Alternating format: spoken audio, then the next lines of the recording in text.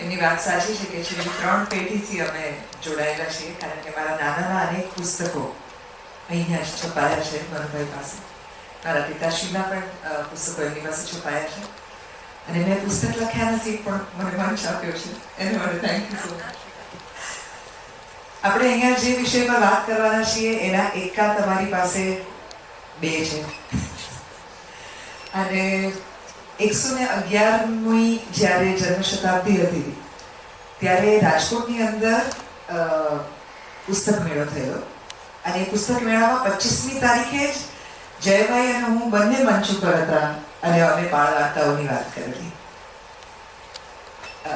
હું રમણલાલ દાદાની વાર્તાઓ તો નાનપણમાં વાંચતી હતી, પણ એમનો પોતાનો પરિચય સૌથી વધુ મને જયભાઈને કારણે થયો છે. જેમાં જયભાઈ કહે છે કે 22 વર્ષના હતા ત્યારે એમણે સૌથી પહેલી વાર એમણે જો રમણલાલ સોની પશ્ચિમમાં જન્મ્યો હોત તો આવી એક કોલમ લખેલી અને એ કોલમ વાંચ્યા પછી દાદાએ એમને મળવા માટે બોલાવ્યા અને પોતાના માતા પિતા સાથે એમને મળવા માટે ગયા. ત્યારે એમને થયું હતું કે આ તો સાવ છોકરડો છે, નાનકડો, અને તું આટલું બધું કેવી રીતે જાણે છે. પછી એમણે પોતે કેવી રીતે પોતાના વાંચન માં એમને રસ પડ્યો, એમના માતા પિતાએ ઘરે એમને કેવી રીતે ભણાવ્યા, કયા પુસ્તકોને કારણે એમનું ઘડતર થયું, એ બધી વાતો કરી. એટલે દાદાને દીકરો મળી ગયો અને એક એવો દીકરો કે જે આજે પણ એ સંબંધ એટલી ગાઢ રીતે સાચવે છે, જાળવે છે અને દુનિયાભરમાં એનું નામ પહોંચાડે છે. જયભાઈ સગાઓ પણ આ નથી કરી શકતા હોતા અને કુટુંબોની અંદર જે તમે અત્યારે કરી રહ્યા છો રમણ દાદા માટે, એન્ડ એટલા માટે કરી રહ્યા છે કારણ કે માત્ર આત્મીયતા છે એવું નથી, એટલા માટે કરી રહ્યા છીએ કારણ કે જો જયભાઈ આ ન કરત તો this would have been Gujarati literature's loss. આ આપણે પોતાની નાલેશી થાત ભાષા, આપણા સાહિત્ય, આપણી વાર્તાઓ માટે જો આપણે રમણ દાદાને વારંવાર આ રીતે સેલિબ્રેટ ન કરી શક્યા હોત તો. મનુભાઈ, આપનો પણ ખૂબ ખૂબ આભાર કે એટલે જ આ પુસ્તકો આપ એકવાર ફરીથી હવેની પેઢી સુધી પહોંચાડી રહ્યા છો.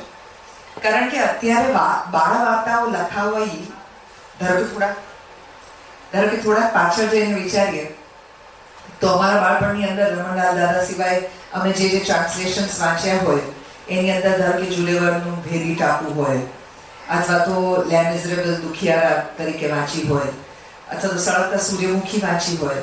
આ બધા અનુવાદો ત્યારે જે મળતા હતા એનાથી પણ વિશેષ મારા બાળપણમાં મને યાદ છે ને રશિયન વાર્તાઓના ટ્રાન્સલેશન્સ વાંચ્યા છે કે જે અમદાવાદમાં VS હોસ્પિટલની સામે એક નાનકડો પાનનો ગલ્લો હોય ને એવી એક નાનકડી દુકાનની અંદર સસ્તું સાહિત્યમાંથી સોવિયત વાર્તાઓનું ટ્રાન્સલેશન મળતું. આ મારો પહેલો પરિચય હતો અનુવાદની વાર્તાઓ સાથે. અને કારણ કે તમે જાણો છો કે મારા માતા અને પિતા બંને થિયેટર કર્મી રહ્યા છે અને હું ખૂબ નાની હતી તો એ બંને જણા જ્યારે નાટકના રિહર્સલ કરતા હોય ત્યારે મને કોણ સાચવે? તો એ બંને જણા ત્યારે પેલું બટન વાળું ટેપ રેકોર્ડર આવતું કે જે આમ ઉપર ખુલતું, આમ આ પુસ્તકની સાઈઝનું હોય આમ, એવા ટેપ રેકોર્ડરની અંદર કેસેટ નાખી અને આ વાર્તાઓ રેકોર્ડ કરતા. એ વાર્તાઓ રેકોર્ડ કરે એમાં 2 પાત્રો અલગ અલગ હોય, એક પાત્ર માં ભજવે, એક પાત્ર ડેડી ભજવે અને એની સાથેના ગીતો પણ જાતે કમ્પોઝ કરીને એ લોકો રેકોર્ડ કરે અને એક આખી વાર્તા એવી રીતે રેકોર્ડ થાય અને એ 1-1.5 કલાકની અંદર જે વાર્તાઓનો સંગ્રહ હોય એને રેકોર્ડ કરીને મારા માટે મૂકીને જાય ઘોડિયાની બાજુમાં. એ લોકો બહારના રૂમમાં રિહર્સલ કરતા હોય એ આખો સમય મને એવું જ લાગે કે મારા માતા પિતા મારી બાજુમાં જ છે અને મને એમ થાય કે કદાચ મારી અંદર રેડિયોના મોડિયા છે ને એ વખતે નખાયા હશે કે what is a theatre of mind.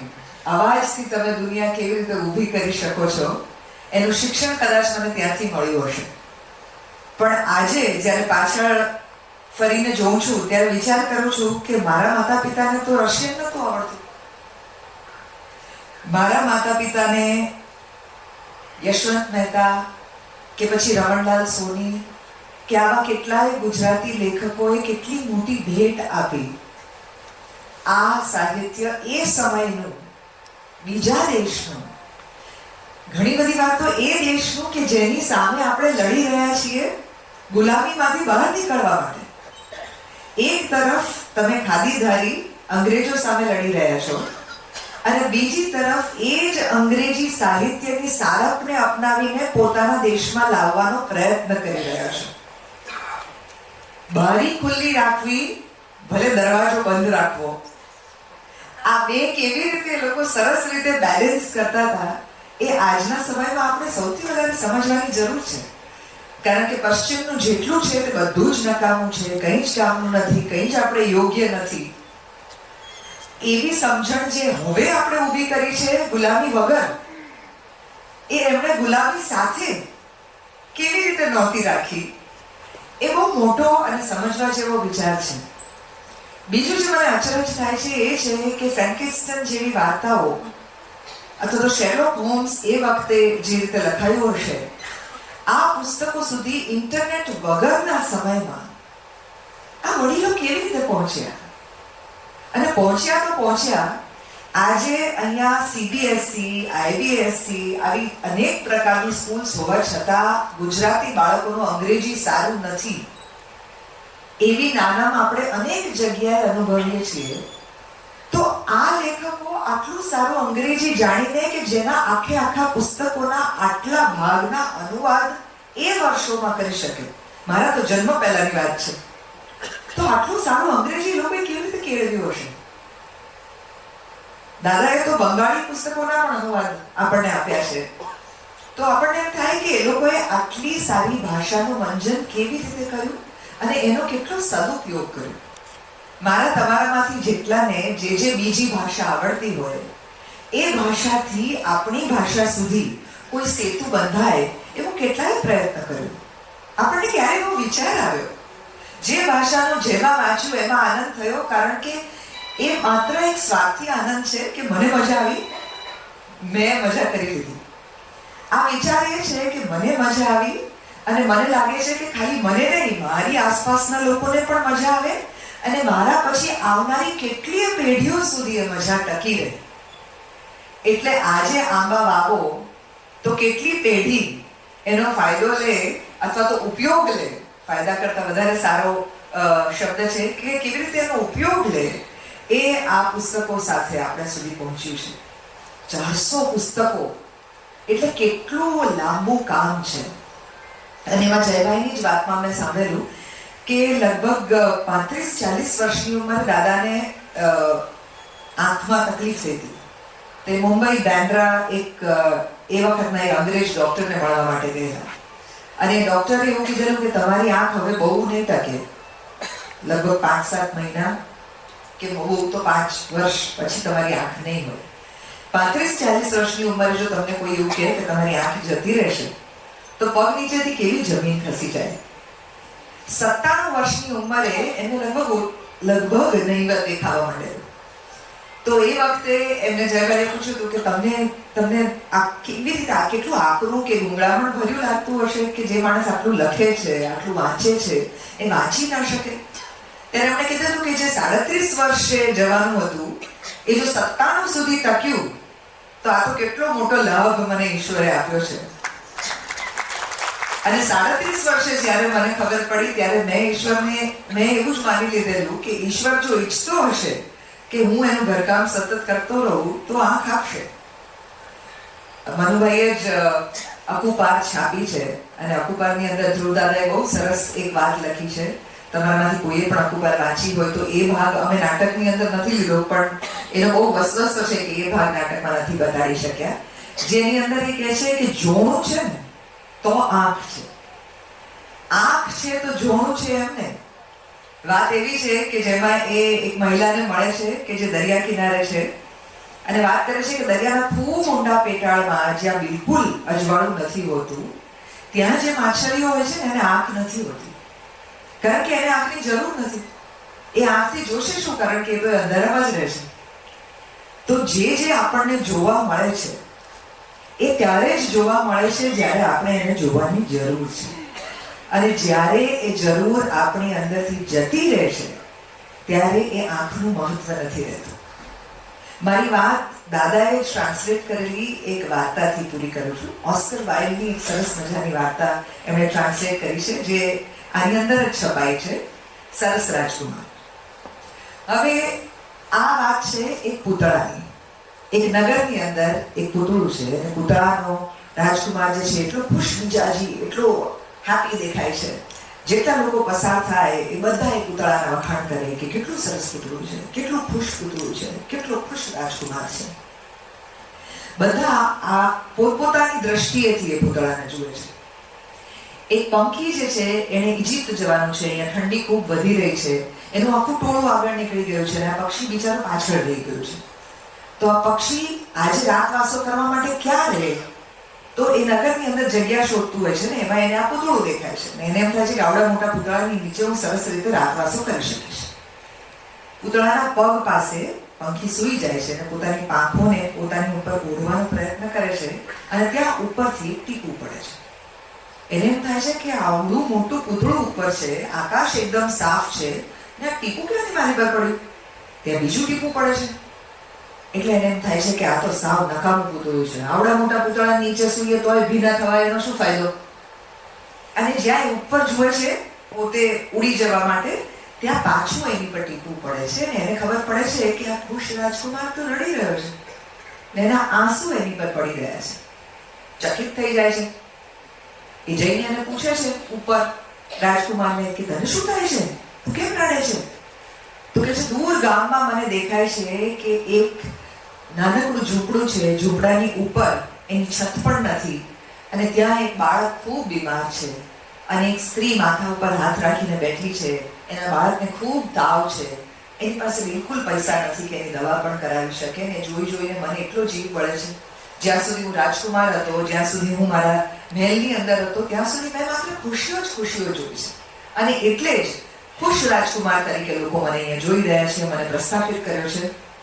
પણ આજે એકવાર હું નગરની ઉપર સુધી જ્યારે ઊંચો ચડ્યો છું ને, ત્યાંથી જ્યારે નગર જોઉં છું ત્યારે મને નગર સાવ જુદું દેખાય છે. લોકોના દુઃખ દેખાઈ રહ્યા છે. તો એ કહે છે કે મારી મોઢ ઉપર જે લાલ રત્ન છે એ તું તોડી અને ત્યાં આપી આવે. પેલું પંખી કહે છે મારે તો ઉતાવળ છે, મારે ઇજિપ્ત જવાનું છે, હું કઈ આ બધું થોડું કરું, ત્યાં લોકો કેટલી બધી મજા કરી રહ્યા છે, હું એકલું અહીંયા રહી ગયું છું.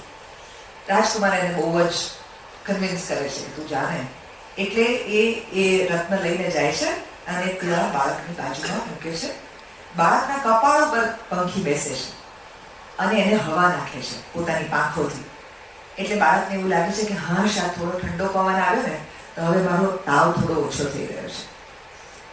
પાછું આવે છે, આખો દિવસ બધે ફરે છે, બધાને કહી વળે છે પંખી કે હું તો ઇજિપ્ત જાઉં છું, આજે રાતે હું ઇજિપ્ત જતું રહેવાનું છું, મને બહુ મજા પડવાની છે, મારા બધા દોસ્તો ત્યાં જતા રહ્યા છે, એ લોકો ખૂબ આનંદ કરી રહ્યા છે. જેવી રાત પડે છે એટલે રાજકુમારને કહેવા માટે આવે છે કે હું તો જાઉં છું. એટલે રાજકુમાર કહે છે કે મને અહીંથી એક હજી બીજું દુઃખી ઘર દેખાય છે, મારી આંખનું નીલમ કાઢીને ત્યાં આપી આવ. તો પંખી કહે છે હું તારી આંખનું નીલમ ના કાઢું? તો કહે છે ના તું બસ કાઢ ને કાઢ, મારે કોક રીતે આને મદદ કરવી છે. પંખી આંખનું નીલમ કાઢી અને એ જરૂરિયાતમંદને આપી આવે છે. એકવાર ફરીથી સવાર થઈ જાય છે. પંખી હવે તો જાહેર જ કરી દે છે કે હવે તો હું જવાનું છું, બસ હવે આ બધું મારું કામ પતી ગયું છે, મેં તમારું પણ બધું કામ કરી દીધું છે, મને જવા દો. હજી એક દુખિયારું ઘર રાજકુમારને દેખાય છે. પંખીને ખૂબ બનાવે છે ને કહે છે કે અમારી બીજી આંખ પણ કાઢીને તું આપી આવ. પંખી ન છૂટકે બીજી આંખ કાઢીને પણ આપી આવે છે. જેવું પાછું આવે છે રાજકુમાર પાસે એવું કહેવા માટે કે હવે મેં તમારું કામ કરી દીધું છે, એટલે રાજકુમાર કહે છે હવે તું ઇજિપ્ત જતું રહે, હવે કાંઈ વાંધો નથી, તું જા, કારણ કે હવે તું મને દેખાવાનું જ નથી કે કોને દુઃખ છે. પંખી કહે છે તને દેખાવાનું નથી એટલે જ હવે હું ઇજિપ્ત નહીં જઈ શકું, હવે મારે તારી સાથે જ રહેવું પડે. એમ કહી અને પંખી એની સાથે રહી જાય છે. અને પછી ઠંડી ખૂબ વધી જાય છે ને પંખીનું લગભગ મૃત્યુ થવાનું છે. એ સમયની અંદર પોતાના શરીર ઉપર જેટલું સોનું હતું એ બધું ધીરે ધીરે પંખી પાસેથી કઢાવીને જેને જરૂરિયાતમંદ હોય એને પહોંચાડે, કારણ કે પંખી એની આંખ બની અને કોણ કોણ દુઃખી છે એની વાત કરે છે. ધીરે ધીરે આખું રાજકુમાર જે બહુ સુંદર પૂતળું દેખાતું હતું એ સાવ જીર્ણ શીર્ણ થઈ જાય છે. બધો એનો સોનાનો વરખ એની પરથી નીકળી ગયો છે, એની આંખો જતી રહી છે, એટલે કે નીલમ જતા રહ્યા છે, પેલો લાલ માણેક જે છે એ જતો રહ્યો છે, અને ઠંડી ખૂબ વધી ગઈ છે, અને પંખી રાજકુમારના કાખમાં આવીને કહે છે કે હવે હું જાઉં છું. એટલે રાજકુમાર કહે છે કે હું ક્યારનો રાહ જોતો હતો કે તું જા ઇજિપ્ત, હવે તો તું જા જ. તો એ કહે છે ના, હું ઇજિપ્ત નથી જતો, હવે હું નહીં બચું, એટલે હું છેલ્લા તમને આવજો કરવા આવ્યો છું, અને મારે તમને કહેવું છે કે હું તમારા હાથ ઉપર એક નાનકડી બખી ભરી શકું. એટલે રાજકુમાર કહે છે કે તું મારા હાથ ઉપર નહીં, મારા કપાળ ઉપર બખી ભર. તું મારું એટલું પોતાનું અંગત બની ગયું છે. એ એના કપાળ ઉપર બખી ભરે છે, પંખી નીચે રાજકુમારના પગ પાસે પડે છે, મૃત્યુ પામે છે, અને અંદરથી જોરદાર મોટો કડાકો થાય છે, અને કડાકામાં રાજકુમારની અંદરનું હૃદય જે સીસાનું છે એ તૂટી જાય છે. એ તૂટી જાય છે. ગામવાળા જે પહેલા પસાર થઈને આ બધાના વખાણ કરતા હતા કે વાહ કેટલું સરસ પૂતળું છે, કેટલું સરસ પૂતળું છે, કેટલું બેકાર દેખાય છે, આ શું શહેર, આવું રાખવાનું છે આપણે શહેરની અંદર બધું. ને બધા ભેગા થઈને કહે છે કે આ કાઢી નાખવા પૂતળાને, પીગળાવી દો, હવે આનું કંઈ કામ નથી. આ પીગળાવીને એમાંથી બધા અંદર લડવા માંડે છે કે આમાંથી મારું પૂતળું બનાવો, આમાંથી મારું પૂતળું બનાવો, આમાંથી મારું પૂતળું બનાવો. અને પેલો જ્યારે ગાળી રહ્યો છે આખું પૂતળું, ત્યારે આખું પૂતળું ગળાય છે, ખાલી બે ટુકડા નથી ગળાઈ રહ્યા, અને રાજકુમારનું હૃદય છે. એટલે હૃદય કે આ કઈ કામનું નથી એમ કહીને કચરામાં ફેંકે છે. ત્યાં જ ફેંકે છે કે જ્યાં પેલા પંખીને ફેંકવામાં આવ્યું છે. ઈશ્વરના દરબારમાં પંખી અને આ બે ટુકડા, આ બે જ ખાલી પહોંચે છે, કારણ કે સત્કર્મોને કારણે એમને ત્યાં જગ્યા મળે છે. અને આજે પણ ઈશ્વરના દરબારમાં એમના બગીચામાં આ પંખી એટલા જ આનંદથી ફરી રહ્યું છે. આ વાર્તા જ્યારે આપણે સાંભળીએ ત્યારે આપણને સમજાય છે કે આ બાળકોને રસ પડે એવી વાર્તા છે, પણ આ બાલિશ વાર્તા નથી.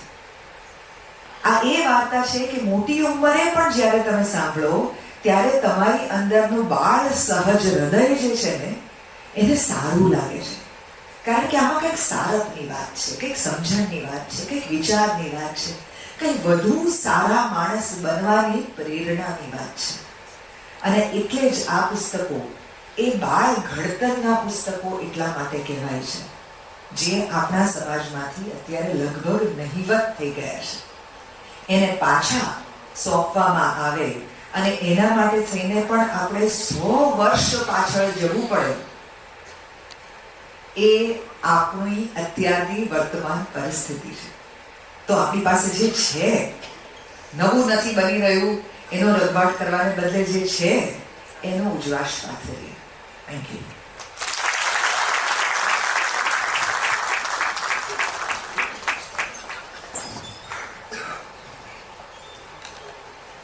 મંત્રમુગ્ધ થઈ ગયા. એટલા મંત્રમુગ્ધ કે આ વાર્તા પૂર્ણ થયા પછી જે એને વધારવા માટે આપણે એક ચેષ્ટા કરવી જોઈએ, એ પણ ન થઈ એટલી હદ સુધી આપણે જાણે એ દેશમાં પહોંચી ગયા હતા. એવી સુંદર રજૂઆત દેવકીબેને કરી, અને આ જ ખરી તાકાત છે.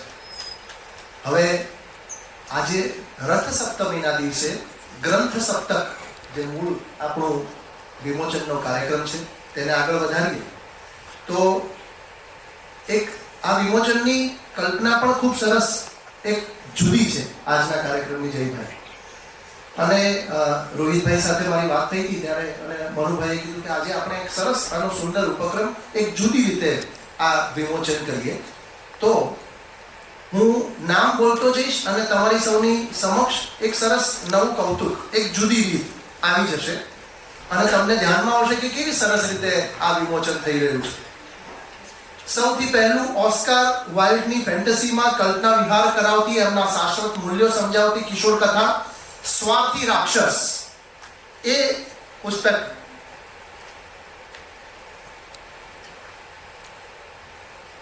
એક દીકરી લઈને આવે છે, એક બાળકી લઈને આવી રહી છે.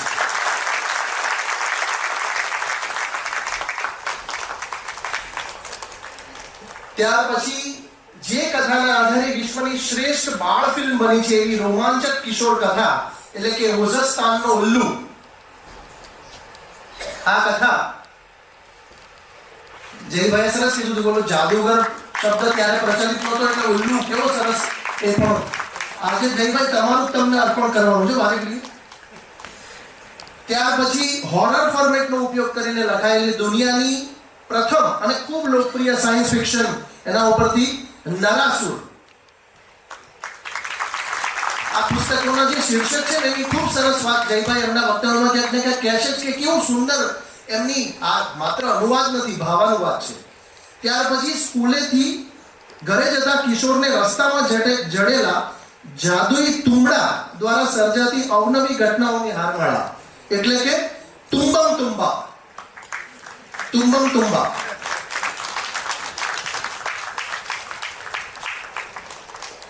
આફ્રિકામાં ખજાનાની શોધ કરનાર સાહસીઓની અનોખી કથા અને કિશોરોનું કુતૂહલ, એવી બાવા આદમનો ખજાનો.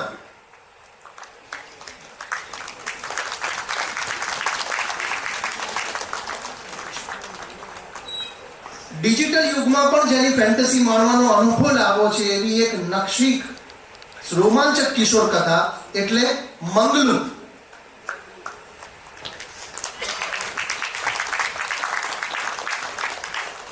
અને અંતિમ, સુવિધાઓમાં ઉછરેલા આજકાલના જે બાળકો છે, આપણા કિશોરો છે, એની માટે સંઘર્ષ અનિવાર્ય બની રહે એ વાત ટાઈમ મશીન કહે છે.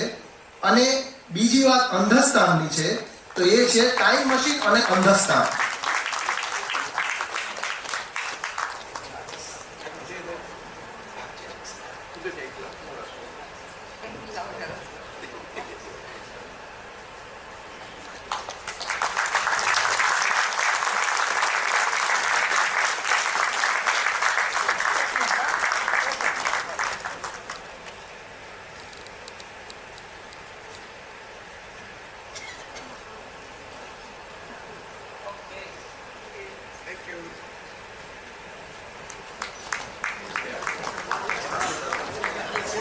ગંગાનું અવતરણ તો પૃથ્વી ઉપર થાય એ ઈચ્છનીય હોય છે અને બહુ આવશ્યક હોય છે, પણ એને ઝીલવા માટે છે ને એ જટા જોઈએ. આટલા સુંદર કર્તૃત્વો રચાવવા માટે ખૂબ લાલાયિત તો હોય જ, પણ એને એક પ્લેટફોર્મ મળે, એક સુંદર રીતે એને પ્રકાશિત થાય, એ કેટલું આવશ્યક છે. અને ગુર્જર ગ્રંથરત્ન કાર્યાલય વર્ષોથી આ એક જેને કહેવાય કે શિવજીની જટાની જેમ ગંગોત્રીને ઝીલવાનું કાર્ય કરે છે. તો એ ગુર્જર ગ્રંથરત્ન કાર્યાલયને માટે પણ આપણે ખૂબ ખૂબ એક વખત તાળી વગાડીએ. મનુભાઈને આ થોડું ઓછું ગમશે અને પણ છતાંય મનુભાઈને આ છૂટ લીધી છે, માફ કરશો. હવે આપણે સૌ જેની આતુરતાથી રાહ જોઈ રહ્યા છીએ એવા જયભાઈને વિનંતી કે આપ સરવાણી વહાવો.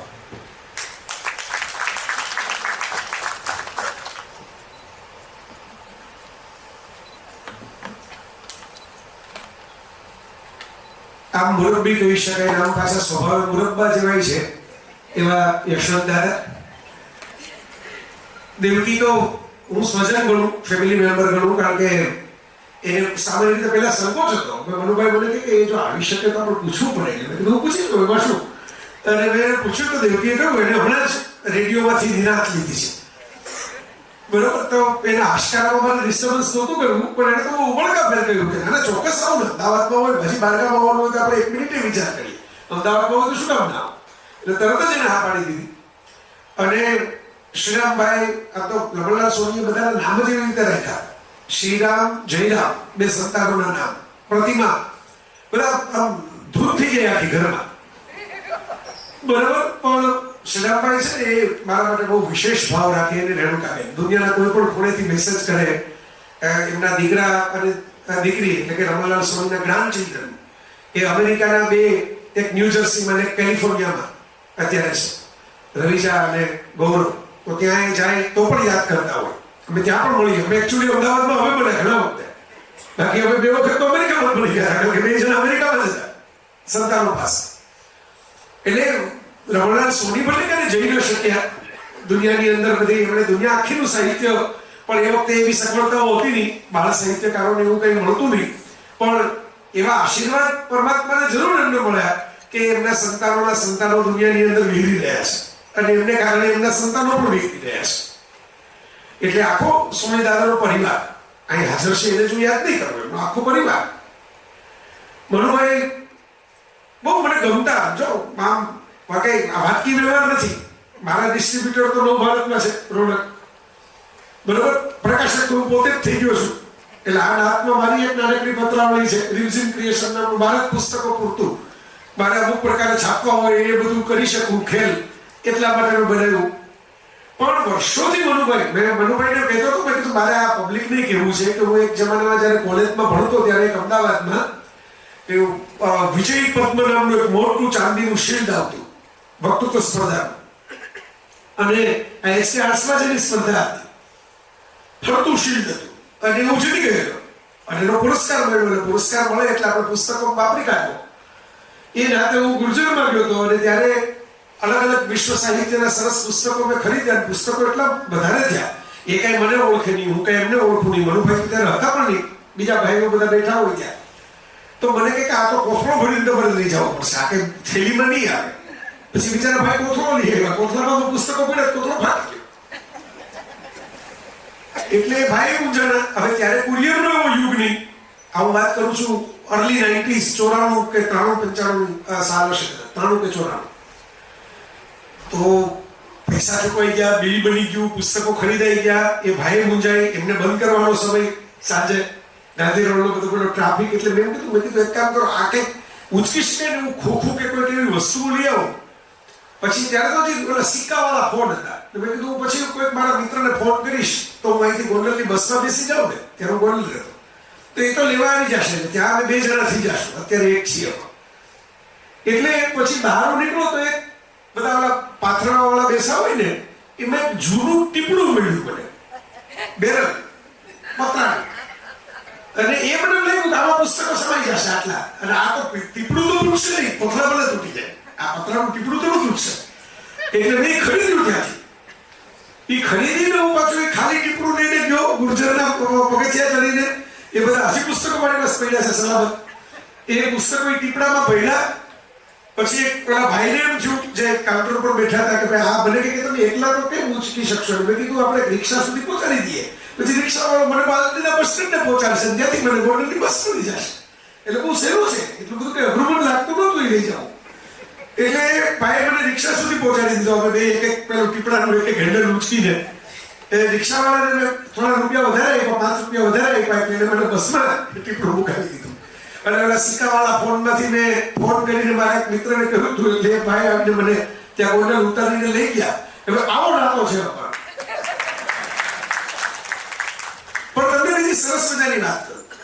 મેં દુખિયારા લા મિઝરેબ વિક્ટર હ્યુગોની ફ્રેન્ચ કથા ઘણા વર્ષોથી અપ્રાપ્ય, અને એ ભાવનગરમાં સંસ્કાર સાહિત્ય મંદિરે તો બંધ થઈ ગયું, જાણે બહાર કાઢી દીધી.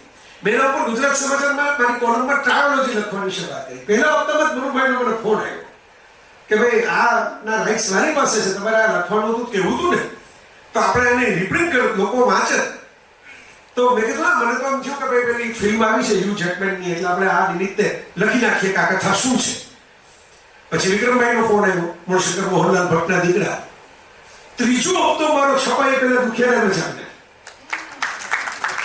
કમિટમેન્ટ જુઓ તમે, કારણ કે આમાં રૂપિયા મેળવવાની વાત નહોતી, પણ હવે આ વાત અત્યારે પ્રાસંગિક છે તો તમારે એક અઠવાડિયામાં ઓલમોસ્ટ, કારણ કે મારી કોલમના લેખ તો મને વહેલા આપવાના હોય, વિધિન અ વીક એમણે હાર્ડ બાઉન્ડ કોપી છાપીને આપી કે કોઈને જોતી હોય તો આવું. મને તો 10 મોકલાવી દીધી કે તમારા વિક્રમ જે આપ્યું હોય આપજો.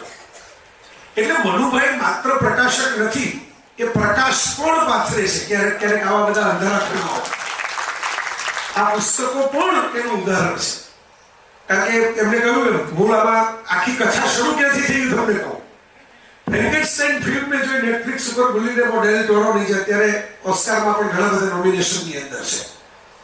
એ ફ્રેન્કેનસ્ટાઇન ફિલ્મ જોઈને મને એમ થયું કે આ વાત તો આપણે મૂકવી જોઈએ લોકો સામે કે આ શું કથા, બહુ કારણ કે કથા પાછળની કથા બહુ રસપ્રદ છે, બિહાઇન્ડ ધ સીન્સ, BTS. અને એ મેં ટ્રાયોલોજી શરૂ કરી, અને એમાં નળાસુર મારી પાસે હતી નહીં, એટલે હતી તો ખરી પણ મળી નહીં. દેવકી મારી ઘરે આવી ગઈ છે અને એને વિડીયો બનાવ્યા છે કે આ ઘરમાં પુસ્તકો આસાનીથી મળે એમ નથી, મારું હોવા છતાં પણ મળે નહીં. એટલે મારે છેલ્લા ભાગમાં રમણલાલ સોનીના નળાસુરમાંથી મૂકવું હતું, એટલે મેં શ્રીરામભાઈને મેસેજ કર્યો કે નળાસુર તમારી પાસે પડી હોય ને તેની પ્રસ્તાવનાનો ફોટો પાડી મને મોકલો. એમણે મનુભાઈને કીધું હશે, મનુભાઈ પુસ્તક જ મોકલી દીધું હનુમાનજીને મોકલી કે જૂની નરાસર મારી પાસે પડી જ છે, એમ કે સંજીવની બુટી જ લઈ જાઓ ને, આખો પહાડ લઈ જાઓ, બુટી ક્યાં બાર એટલે આખો પહાડ આવી ગયો મારી પાસે. એટલે નરાસર આવી ગઈ, એમાં મારે ફોન ઉપર એમની સાથે વાત થઈ. એટલે મેં શ્રીરામભાઈ કે આપણે કંઈક બાપુજીને આ જન્મદિવસે કરી નાખીએ, કંઈક ફંક્શન કરીએ નાનું એવું.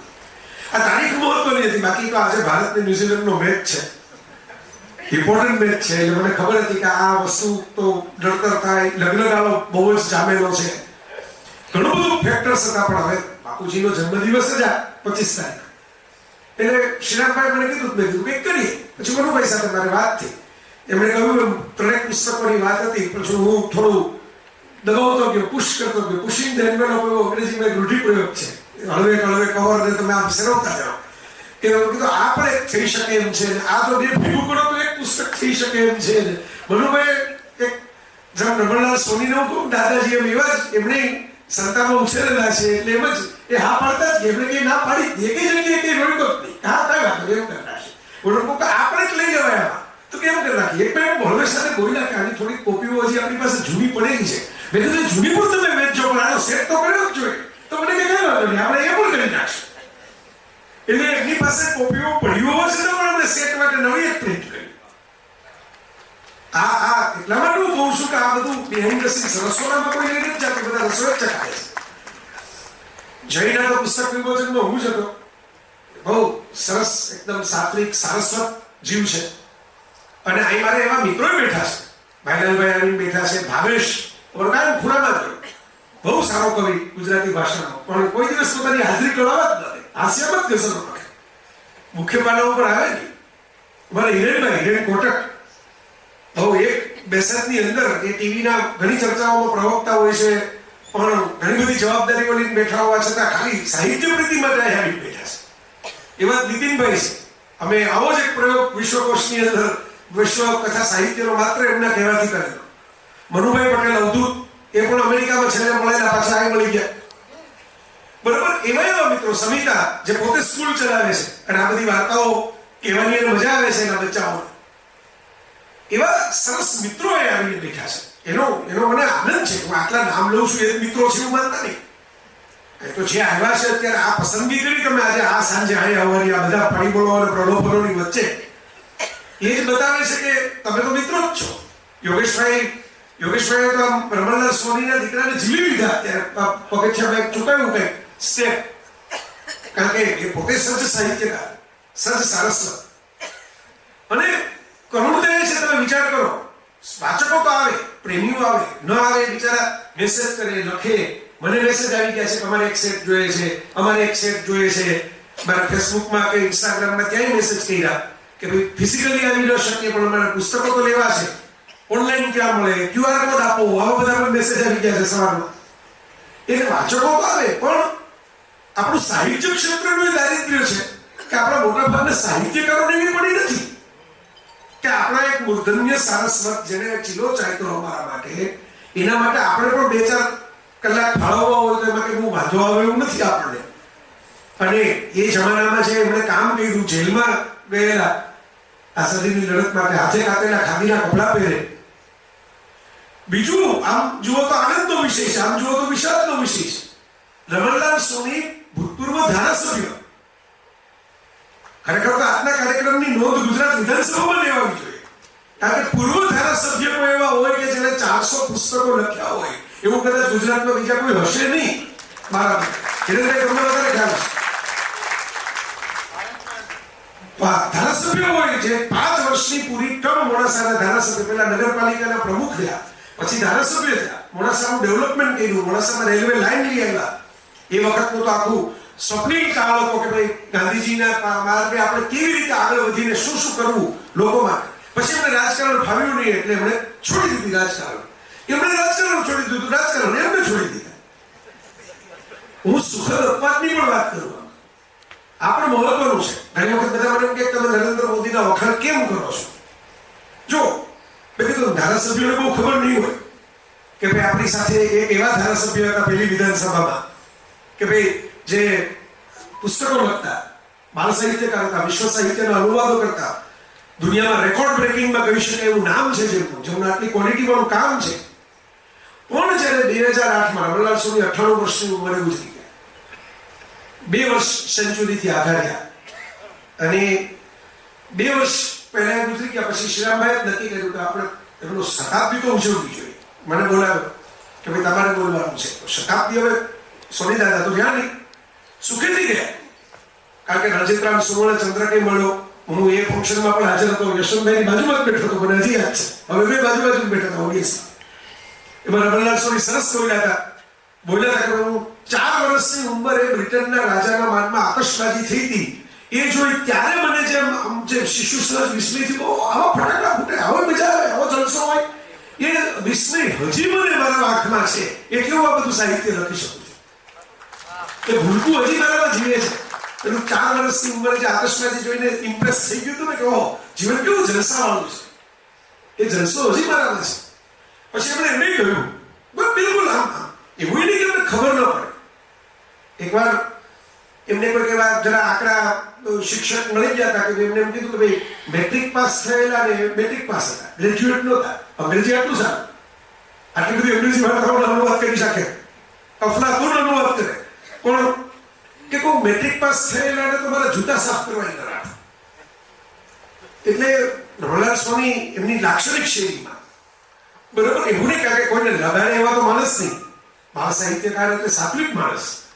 એટલે કે હું ન રાખું કે ગ્રેજ્યુએટ નથી મળતા જૂતા સાફ કરવા, કારણ કે પેલા ભાઈને ગ્રેજ્યુએટ નો બહુ જરા આજની ભાષામાં બહુ એવો હતો, હું તો ગ્રેજ્યુએટ છું, ના તો મેટ્રિક પાસ. હવે કોણ ગ્રેજ્યુએટ હતા એમને તો સૌમ્યતાપૂર્વક નામ મને નહોતું દીધું, પણ આ વાત કહેલી. તમે વિચાર કરજો કે એમને જવાબ દેતા આવડતા, એટલે એમને હવે 2 લેખ લખ્યો, એ જે દેવકીજીનો ઉલ્લેખ કર્યો હોય, રમણલાલ સોની પશ્ચિમમાં પેદા થયા હોત તો 1997 નો લેખ. એની પાછળ એક નામ મારે લેવું જોઈએ, ગુજરાત સમાચારના નિર્મમ શાહ. એમણે આ વાત અમારે થતી હતી, મને કે લખો, આવું તો લખાય. મેં કીધું આવું લખાય?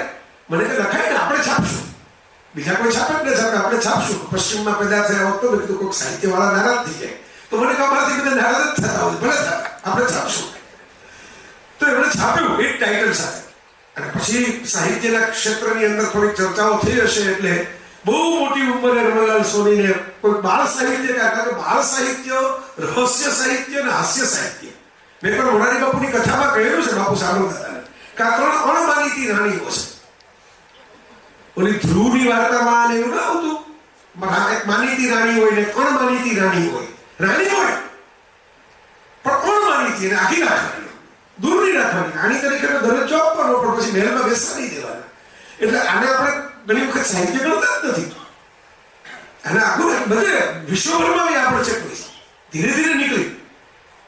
આ સિનર્સ પિક્ચર જે વેમ્પાયર મૂવીને 16 ઓસ્કાર નોમિનેશન મળ્યા, એમાં કેટલાય લોકોના હૃદયના ધબકારા ચૂકાઈ ગયા કે ઓસ્કારમાં હોરર ફિલ્મને એટલા બધા નોમિનેશન. કારણ કે એ હોરર ક્યાંની અણમાનીતી રાણી હતી, એ હોરરને તો એવોર્ડ દેવાના, ભૂતના પિક્ચરને એવોર્ડ દેવાના, ભગાવવા માંડ્યા નોમિનેશન. તો એની વચ્ચે રમણલાલ સોનીની જુઓ તમે, એની બ્યુટી જુઓ. હવે એવું પોતે એવોર્ડ લેવા આવ્યા, આટલી જેફ ઉંમરે, 90 વર્ષની ઉંમરે એવોર્ડ લેવા માટે આવ્યા, અને એમણે એમ કીધું કે ભાઈ મને એવું થાય કે હવે આ ઉંમરે કઈ એવોર્ડ લેવા જવાય. હું બોલ્યા છે એમના પ્રવચનમાં. એટલે મેં એમ કે વિચાર કર્યો કે આમાં કઈ એવોર્ડના તો બહુ મોહ નથી મને, અને આપવાનો તો જ્યારે હું લખતો હતો ત્યારે આપ્યો હતો, 2-5 વાર્તાઓ વધારે લખી નાખ્યો હતો ઉત્સાહમાં, પણ અત્યારે તો કઈ નવું સર્જન કરતો નથી. પણ કે એવોર્ડના વિજેતાઓના નામ તમે જુઓ, તેમાં કેવા કેવા ગુજરાતી ભાષાના ઉત્તમ નામ છે. આ બધાની બાજુમાં મારી આ પંગતમાં એક પત્રાવળી નાનકડી પડી હોય ને, તેમાં મારી ભાષાનું અને મારા બાળ વાચકોનું ગૌરવ વધે છે. એટલે મને એમ લાગે છે અજવાય એટલે હું આવ્યો. જો કહેવાનું તો એ કહી પણ દીધું, પણ કાનાને કાનોને કહીએ પૂછીએ શાને ખોયા નેણ, એવી રીતે કહ્યું. એવી રીતે નહીં કે કોઈને વાગે, એવી રીતે નહીં કે તરત હેડલાઇન કર્યું. આ એમની પોતાની રુજુતા પણ હતી, અને ઈશ્વરે એમને આશીર્વાદ પણ, સ્વાસ્થ્ય આપ્યું, સરસ પરિવાર આપ્યો, બહુ કુતૂહલથી બહુ જાણીને બધું જીવતા. છેલ્લે પણ કેટલું બધું લખીને ગયા, ફૂટપટ્ટી રાખીને લખતા, એ દ્રશ્ય મેં નજરે જોયા છે. પુસ્તકનું નામે રાખેલું અંધત્વનું અજવાળું. રાખનું પંખી એમની આત્મકથા લખી. એમની પૌત્રી કઈક રમતી આવી અને કે તમે હું દાદા હજી લેખા જ કરો છો. એટલે દાદા એમ કીધું કે જો તને લેસન આપે ને તારી સ્કૂલ વાળા, એમ મને મારો ઉપરવાળો માસ્ટર એક લેસન આપીને મોકલ્યો છે અને એને હજી મારા કામથી સંતોષ નહીં થયો એટલે લેસન કરાવ્યા રાખે છે મારી પાસે. અને જો મારું હોમવર્ક પૂરું લાગશે ને તો પછી ક્લાસ પૂરો કરશે, બેલ વગાડશે, પીરિયડ પૂરો થશે, હું જઈશ એની પાસે પાછો અને પછી મને નવું લેસન આપશે. જો એમ નથી કીધું પછી હું મોક્ષને પ્રાપ્ત થઈ જઈશ ને પછી હું આમ કરી નાખીશ, એમ કીધું પછી મને નવું લેસન આપશે, હું એ લેસન કરીશ. આ ભાવ રમણલાલ સ્વામી હૃદયનો ભાવ સર્જન માટે અને એવી સહજ રીતે એવી આમ આસાનીથી હું દેવકીને ફોનમાં કહેતો હતો, મેં કીધું હેરી પોટરની મેં એમને વાત કરી રાજી થઈ ગયા. એમ આવું પુસ્તક આવ્યું છે ત્યારે તો હજી બહાર પડતા હતા. હેરી પોટર તો હપ્તાવાળા હતું, જેમને વાંચ્યું હશે પુસ્તકો લઈને એમને ખ્યાલ હશે. એક સાથે 7 ભાગ નથી આવ્યા, ફિલ્મો એક સાથે 7 નથી આવ્યા, ટુકડે આવ્યું છે. તો એમને કીધું કે આ બહુ ચાલે છે અત્યારે, લોકો લાઈન લગાડે છે આ લેવા માટે અને દુનિયાભરની અંદર તમને રસ પડ્યો. મને કે હેરી પોટર એટલે હરિયો કુંભાર, તાત્કાલિક અનુવાદ કર્યો શીર્ષક. મારી પાસે પોસ્ટકાર્ડ છે હજી સાચવે. પછી મેં હેરી પોટરની કોપી એમને લઈ આવી, એમને વાંચી બહુ રસ થઈ અને પોસ્ટકાર્ડ લખ્યું કે શરૂઆતમાં મને થોડી તકલીફ પડી કારણ કે જુદા શૈલીમાં લખાયેલી વાત છે. હું વાત તો એના કરતા શૈલી અલગ છે. આજના જમાનાના લોકો જેકે રોલિંગ અને જનરેશન તો જુઓ તમે, આ બધા પુસ્તકોની જેકે રોલિંગની આ બધા કોઈ 1826માં જન્મવું હોય, કોઈ 1797માં જન્મવું હોય, એના પુસ્તકોનો અનુવાદ છે તમારી સામે. અને જેકે રોલિંગ તો હજી જીવે છે, ખાસા નવા. પણ એ પછી મારો રસ બંધાયો. વાર્તા તો સરસ છે અને જાદુગરીના માધ્યમથી જે મૂલ્યોની વાત કહેવામાં આવી છે એ વધારે સરસ છે. જો હજી તો પાછળના ભાગ તો બાંધી નહોતા પેલા જેકે રોલિંગે લખાઈ નહોતા. હવે મારું સ્વાસ્થ્ય એટલું સાથ નથી આપતું, બાકી મને રસ પડત કે હું આ બધા ભાગ ગુજરાતીમાં ઉતારું. અને ગુજરાતીમાં હજી હેરી પોટર આવ્યું નથી. વિચાર કરો, એક ભાગ આવ્યો જાગૃતિ ત્રિવેદી, મને અનુવાદકનું નામ યાદ છે. એ કોઈ ખરીદો નહીં કરતે વાંચવાનો વર્ગ બધો અંગ્રેજીમાં હોય અને ગુજરાતીમાં કોઈ હેરી પોટર વાંચવામાં રસ પડ્યો નહીં. અનુવાદ સારો થયો એ મારે કેવું જોઈએ, પણ કોઈ લીધો નહીં, પછી બાકીના ભાગ થયા જ નહીં. પણ એનું પેશન જુઓ. મને ખબર છે કે હું અત્યારે કોકને એમ કહું ને કે ભાઈ આ સારી નોવેલ છે કે આ સારી સિરિયલ છે કે સારી ફિલ્મ છે, હવે એવો બધા મને રસ ન પડે. આજકાલનું બધું આવે, હું આવું કઈ જોઉં નહીં. અને જ્યારે આપણે ઝેરનો પ્યારો સોક્રેટિસ નહીં પોતે એવો ધરી દીધો એવું મોટું કરે. અને એક 90+ નો માણસ એમ કહે છે કે મને બહુ રસ પડે છે. અત્યારની જનરેશન વાંચે છે કે મને વાંચવામાં રસ પડે છે. આ બહુ ઇન્ટરેસ્ટિંગ વાત છે. બહુ રસ પડે એવી, આપણને રસ પડે એવી વાત છે કે જીવન રસ શું કામ ગુમાવી દેવો. તમે 90ના થયા એટલે કઈ અત્યારે માની લો કે 9નું બાળક જો હેરી પોટર વાંચતું હોય તો તમને હેરી પોટરમાં શું કામ રસ ન પડે? 10 વાર પડવો જોઈએ. આ તો ઉંમર વધારે લાંબી જીવવાની ચાવી છે. આ બધા લાંબુ એટલે જ જીવતા હશે. તો બાળ સાહિત્યકાર બધા લાંબુ છે. જીવરાજ જોશીએ 90+ થયા એટલે આમ જોયું છે, એટલે યશોદાદાની સામે જોઈને જ બોલું છું. હરીશ નાયકે ઓલમોસ્ટ 97ના થઈને ગયા. આપણે ગુજરાતી બાળ સાહિત્યકારોને વરદાન છે. 98ના રમણલાલ સોની ગયા. જીવરામભાઈ પણ 90+. મેં કહ્યું ને 98. 88ના હજી આપણી પાસે યશવંત દાદા છે એટલે સેન્ચુરી હવે તો બાકી જ છે. હા, કલેક્ટર છે, એકદમ સ્વસ્થ છે. અમે એનું રહસ્ય પૂછતા હતા તેને ઘરે બોલાવ્યા મને દેવકીને કે આટલું લાંબુ જીવવું હોય, આટલું સ્વસ્થ રીતે તો કેમ જીવવું? એ દેવીબેન અમને એનું રહસ્ય સમજાવવાના છે. એમણે ટપાલ રીડાયરેક્ટ કરી. તમે પૂછ્યું એટલે કે એ વૈદરાજ બેઠા છે એમના જીવનસંગી દેવીબેન. એટલે હવે મારે ત્યાંથી રહસ્ય જાણવાનું છે. આ બધી રહસ્ય કથા છે ઇન્સ્પેક્ટર કુમાર જેવી. તો તમે વિચાર કરો, બાળસાહેબ બધે દુનિયા કેમ બાળ સાહિત્યકારો નામ જીવ્યો. પણ સ્ટેનલી દાદા માર્વેલ વાળા કેટલું બધું નામું ખચી ગયા. કેટલી બધી ફિલ્મોમાં કેમિયો કરી પછી અંતે એમણે વિદાય લીધી 97-98ની ઉપર. એટલે બાળકોની સાથે કામ લ્યો ને તો બહુ લાંબુ જીવવાનું લાયસન્સ મળે છે. આ હવે ખાલી ફાઇનલ છે. આમાં કોઈ બીજું ઘણા બધા લાંબુ જીવવાના સિક્રેટ જે ગોતતા હોય એના માટે અમારે બધા ભાઈલાલભાઈ જેવા નિવૃત્ત અધિકારીઓ બેઠા છે એમને ખાસ કહું કે આ કામ કરવા જેવું છે. નિવૃત્ત થયા પછી પ્રવૃત્ત રહેવા જેવું છે આ ક્ષેત્ર. પણ હું વાત એ કહેતો હતો, આ તો આપણે વચ્ચે ડાયવર્ઝન લીધું. અમદાવાદમાં બહુ ડાયવર્ઝન છે આજકાલ. અમે 2-4 ડાયવર્ઝન ઠેકાતા આવ્યા. વાત એ કહેતો હતો કે બધા ઉદાસીન છે એવું નથી, બધાને ખબર નથી પડતી એવું નથી. આજે ભલે ઘણા લોકો આજે બધી ખુરશીઓ ખાલી છે એ કે રમણલાલ સોનીના કાર્યક્રમની ખાલી ખુરશીઓ નથી, એ ગુજરાતી સાહિત્યના અને ખાસ કરીને વિશ્વ સાહિત્ય અને બાળ સાહિત્યના સંગમના ઘાટ ઉપર મહેનત કરી છે. ભવિષ્ય છે ને ખાલી ભવિષ્યની ખુરશીઓ છે. અને એમાં 2008માં કાકા રમણલાલ સોની તો છે નહીં, it's a movie without hero. Film તો બનાવવાની છે પણ ફિલ્મનો હીરો તો જતો રહ્યો એક્ઝિટ કરીને. એટલે શ્રીરામભાઈએ કીધું કે આપણે નરેન્દ્રભાઈને કહીએ તો કેવું, કારણ કે બોલે છે સારું, સાહિત્યમાં એમને જ્ઞાન પણ છે ને. 2008માં મુખ્યમંત્રી તરીકે લોકપ્રિયતા ખૂબ એમની થઈ ગઈ. એટલે મેં કીધું હવે એ તો કાર્યક્રમોમાં આપણો કાર્યક્રમ તો નાનો કહેવાય એમના સ્કેલ કરતા. તો શ્રીરામભાઈ કે આપણે રજૂઆત કરવામાં શું વાંધો હોય. મેં એક પત્ર લખ્યો, એમને એમાં થોડું પોતાની રીતે બધું કરી એ પત્ર દેવા ગયા. નરેન્દ્રભાઈ હા પાડી અને 2008માં રમણલાલ સોનીના શતાબ્દી ઉત્સવની અંદર નરેન્દ્ર મોદી આવ્યા, છેક સુધી બેઠા. એવું નહીં કે છેલ્લે આવીને ખાલી પોતાનું બોલીને ગયા. મારા જેવા જે બોલ્યા એ બધું જ સાંભળ્યું અને છેલ્લે એમનું અધ્યક્ષીય સંભાષણ કરીને બહુ જ સરસ રીતે રમણલાલ સોનીની વાર્તાઓના એક એક મુદ્દા કે આ વાર્તામાં આ સરસ હતું, આ કવિતામાં આ સરસ હતું, આમાં આમ હતું ને હું આમાં ગયો તો, હું યુનિવર્સલમાં ગયો તો, હું ઇઝરાયલ ગયો તો, એ બધા સ્મરણો એમને તાજા કર્યા. અને ચિમનલાલ સોની એમના ભાઈને ત્યાં મોડાસામાં સંઘના પ્રચારક તરીકે એક રાત પોતે રોકાઈ ગયા હતા. એ એમને યાદ હતું, પરિવારને યાદ હોય કે ન હોય. નરેન્દ્રભાઈને યાદ હતું કે હું તો એક રાત રોકાયો છું આ ઘરમાં મોડાસામાં. હું જયારે જતો ત્યારે બધાના ઘરે એમને જ રોકાતો, એમાં રોકાયો છું.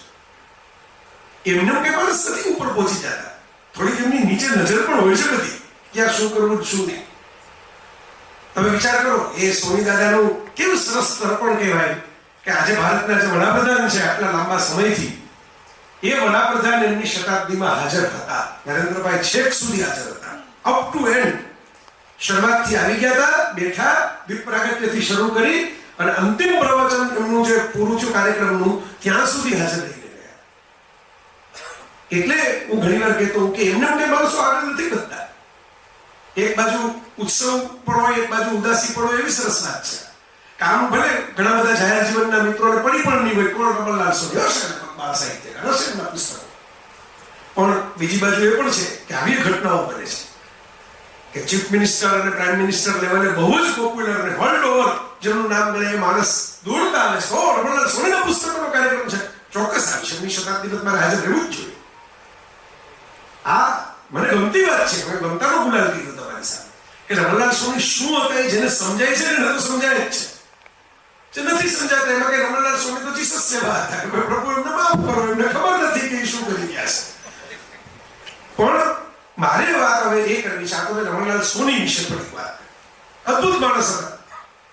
તમે એમનો હું એક આમાં લઈને આવ્યો છું, બધું તો ક્યાંથી તમને અને આપણા કાર્યક્રમને આપણે એકદમ ટાઈમ બાઉન્ડ રાખો છે. છેલ્લી યશવંતભાઈનું અધ્યક્ષીય પ્રવચન છે, મારે થોડુંક આ બધી કથાઓ ઉપર બોલવું હતું એટલે મેં મનુભાઈને કીધું દલા કરવાડીની જેમ રીંગણાનો 2-4 રીંગણા મારે લેવાતા, એટલે મેં કીધું સાથે પુસ્તકો ઉપર થોડીક વાત કરીશ એટલે ખબર પડે. કમસે કમ આ હાજર રહેલા તો એવા જ્ઞાનીઓ ગુણીજનો હોય કે ખબર હોય, પણ કોઈ વિડીયો જોયો પાછળથી આજની જનરેશનનું કોઈ બાળક હોય તેને ખબર પડે કે કયા 7 પુસ્તક છે. હવે તો બધા ટેસ્ટ મેનુ આવે છે ને, પેલા ટેસ્ટ કરવાનું, પછી ઓર્ડર કરવાનો, ટેસ્ટ કરાવી આપે. પણ મારે વાત એ કરવી છે કે વિચાર કરો કેવા સરસ અનુવાદક. અનુવાદક રમણલાલ સોનીનો જલસો આજે આપણે કરી રહ્યા છીએ. લેખક તો ખરા જ, વાર્તા લેખક તરીકે પણ અદ્ભુત રસ કર્યો તો ખરું જ. એને કારણે મને ઘણી જગ્યાએ ખાવા મળ્યું. હું 2006માં યશવંતભાઈ હું જર્મની ગયો અને જર્મનીની અંદર ગ્રીમ બ્રધર્સ, મેં ત્યાં જર્મન રોટરી ક્લબના એક્સચેન્જ સ્ટુડન્ટ તરીકે હું ગયો પ્રોજેક્ટમાં. અને એમાં મેં કીધું કે મેં ગ્રીમ બ્રધર્સની બધી વાર્તાઓ વાંચી છે. એ લોકો નવાઈ લાગી, તમે ગ્રીમ બ્રધર્સ કેવી રીતે વાંચ્યા? કીધું મને રમણલાલ સોનીએ ગુજરાતી કહ્યું છે એટલે વાંચ્યા. અને મને ગ્રીમ બ્રધર્સના ગામમાં એક ડોક્ટર લુડવિક કરીને હતા, રિટાયર્ડ કર્નલ, એ લઈ ગયા, પોતે જાતે ડ્રાઈવ કરીને મને ગ્રીન બ્રધર્સનું ગામ બતાવ્યું, એમનું વતનનું ઘર બતાવ્યું. ગ્રીન બ્રધર્સ ફેરીટેલની સરસ પુસ્તક ભરોડદાર અક્ષરોમાં એમ કે મને સહી કરી અને એમને ગિફ્ટ આપ્યું. એટલે રમણલાલ સોની બહુ કામ લાગે છે. હું ગયા વર્ષે ડેનમાર્ક ગયો, કોપનહેગન ઉતરો, શિયાળામાં ગયો હતો અને કોપનહેગન ઉતરો ત્યાં એક વિપુલભાઈ કરીને મિત્ર, જે ગુજરાતી મિત્ર, અને એમણે કીધું હતું હું તમને લેવા આ વિશે મેં કીધું આપણે એક એજન્ડા છે કોપનહેગનમાં. આપણે કઈ બોલો દાળ ભાત ક્યાં મળશે ખીચડી ક્યાં મળશે એવા એજન્ડા હોતા જ નથી વિદેશમાં. એટલે મને કે શું એજન્ડા છે? મેં કીધું લિટલ મરમેડનું સ્ટેચ્યુ જોવું છે, હાન્સ ક્રિસ્ટિયન એન્ડરસન વાળું, જે બહુ ફેમસ છે કોપનહેગન. તો મને કહે એવું તમને કોઈ કહીશ કે ભાઈ કેવી રીતે જવું. અને પછી મને લેવા આવ્યા અને એરપોર્ટેથી અમે ગ્રાન્ડ સેન્ટ્રલ સ્ટેશન, આ ડેનમાર્ક, જેને અત્યારે અમેરિકાને આંખમાં આંખ નાખીને કીધું હતું કે ગ્રીનલેન્ડ ન મળે. બરોબર, તમે કહો બરાબર, ગ્રીનલેન્ડ આપી દઈએ. ટ્રમ્પ સાહેબને એમ થાય કે હમણાં તેલ બહુ ખવાઈ ગયું તો આપણે થોડી ભાજી ખાઈ દઈએ લીલી. એટલે એને ખબર નથી કે એ તો સફેદ લીમડ છે, લીલી ભાજી થતી જ નથી. બરોબર, એમને એવું છે કે આ કબજો કરવો તો ભાજી તાજી મળે. ગ્રીનલેન્ડ એ તો આઇસલેન્ડ છે ખરેખર. પણ એનીવે રમૂજની વાત છે. પણ એ ડેનમાર્કના ગ્રાન્ડ સેન્ટ્રલ સ્ટેશન, યુરોપના કોઈ પણ શહેરમાં તમે જાઓ ને એટલે સેન્ટ્રલ સ્ટેશન હંમેશા ગામનું હૃદય હોય. ગામની વચ્ચોવચ્ચ જ સેન્ટ્રલ સ્ટેશન હોય, ડાઉનટાઉન એટલે જે મેઇન એરિયા. તમે બહાર નીકળો એટલે પેલા વિપુલભાઈ કે તમારા કામની એક વસ્તુ આવી છે. એટલે મેં કીધું લિટલ મરમેડ તો દરિયા કિનારે છે, આ કે છે. મને કે હાન્સ ક્રિસ્ટિયન એન્ડરસનનું સ્ટેચ્યુ સેશનની સાથે છે, 8 ફૂટ ઊંચું સ્ટેચ્યુ. ડેનમાર્ક કોઈ પોતાના રાજકીય નેતાનું નહીં, પોતાના કોઈ ઉદ્યોગપતિનું નહીં, આ સમૃદ્ધ દેશ છે, એવું નથી કે ભૂખરી પરસ દેશ છે. પોતાની બાળ સાહિત્યકાર જે છે એનું પુતળું સૌથી પહેલું રાખે છે. તમે અમારા દેશમાં આવો તો અમારા ચિલ્ડ્રન્સ લિટરેચર વાળા લેખકનું પુતળું જોઈ જાય, પહેલા એ જુઓ, પછી અમારા ગામમાં એન્ટ્રી કરો. હાન્સ ક્રિસ્ટિયન એન્ડરસનનું એવડું મોટું પુતળું. એ અરવિંદ રમાલાલ સોલંકી વાંચેલા, એની બાળ વાર્તાવલી એમણે જ અનુવાદ કરેલી છે, એ ફરીથી છાપેલી છે મનુભાઈ. તો આ એટલે કહું છું, કામ લાગે. રમણાલાલ સોલંકી વાંચ્યા તો ઘણી જગ્યાએ તમને કામ લાગે. અને એમાંથી આ હું તમને લઈ જાઉં છું કે ભાઈ એની અનુવાદની કળા. મંસૂર સૂફી અને હક કિનારા સૂફી કવિ મંસૂર, અગર શોક મિલને કા તો હરદમ લો લગાતા જા, જલાકર ખુદ નુમઈ કો પસંદ તન પે લગાતા જા. ખુદ નુમઈ એટલે પોતાનો અહંકાર. હવે એનો અનુવાદ રમણાલાલ સોલંકીએ કર્યો છે, સાંભળો. તમન્ના હોય જો મળવાની તો હરદમ નામ રટતો જા, અહમને બાળી એની રાખ તન પર તું રગડતો જા. જો આ અનુવાદની કળા છે. પસમ તન પે લગાતા જા નો અનુવાદ એ નહીં થાય કે રાખ ચોળી દે, રાખ લગાડી દે શરીર ઉપર, લગાડી દે નહીં, રગડતો જા. આ રગડતો શબ્દ જ સારા અનુવાદકની નિશાની છે. અસન્યા છોડ કંઠી તોડ કિતાબો નાખ પાણીમાં, ચરણ પકડીને સંતોના શરણ તું એનું લેતો જા. મંસૂર ક્યાં? આ કાઠિયાવાડી શૈલી દેહાણ સંતોની ભૂમિ હોય એવી રીતે કરેલો અનુવાદ ક્યાં? આ રમણાલાલ સોલંકી. અને એવી જ કવિતા છે કે હું રાખું નહીં કોઈની પાસે આશ, તો પછી કોણ કરી શકે મને નિરાશ? હું કોઈની પાસે આશા રાખતો જ નથી કે બીજું કંઈ કરે તો મને નિરાશ કરવાનું જ નથી. હું બીજાને પાસપોર્ટ જ નથી દેતો મને ડિસઅપોઇન્ટ કરવાનું. હું ડિપ્રેસ ત્યારે થાઉં કે જ્યારે મેં તમારી પાસેથી કે એક્સપેક્ટેશન રાખી હોય. તમે આવો કે ભાઈ મેં તો કીધું તું તમે આટલો પુસ્તક લેશો ને, તમે કઈ પુસ્તકનો ઓર્ડર કર્યો જ નહીં, પણ હું આશા જ નથી રાખતો, પછી ક્યાં વાત છે?